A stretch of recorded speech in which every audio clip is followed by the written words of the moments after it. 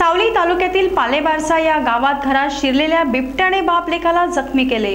ही घटना 27 जुलैला दुपारच्या सुमारास घडली। कुटुंबियासोबत जेवण करीत असताना बिबट दारात आला। या घटनेत बिबट्याने 4 जणांना गंभीररित्या जखमी केले। मात्र त्या कुटुंबियाने हिंमत दाखवीत बिबट्यालाच घरात कोंडले। ही थरारक घटनेमुळे पालेबारसा येथील गावकरी भयभीत झाले आहेत। वन विभागाला घटनेची माहिती होताच कर्मचाऱ्यांनी घटनास्थळ गाठले। सध्या बिबट गावालगत असलेल्या एका झुडपात लपून बसला असल्याची माहिती आहे। या हल्ल्यात 4 जण जखमी झालेत। नेताजी कावळे व त्याचा मुलगा लेश कावळे, विजय ठाकरे व अन्य 1 अशी जखमींची नावे आहेत। ग्रामस्थांनी घटनेची माहिती पाथरी पोलीस, पाथरी उपवन क्षेत्राच्या वन कर्मचाऱ्यांना दिली। घटनास्थळी पोलीस वन विभागाची कर्मचारी दाखल झाले। बिबट्याला पिंजऱ्यात जेरबंद करण्यासाठी तयारी वन विभागाने केली, मात्र त्यात पावसामुळे व्यत्यय आला। सध्या बिबट गावालगत असलेल्या एका लपून बसलेला असल्याची माहिती आहे।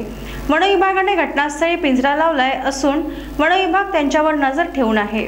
या घटनेमुळे ग्रामस्थांमध्ये दहशतीचे वातावरण निर्माण झाले आहे।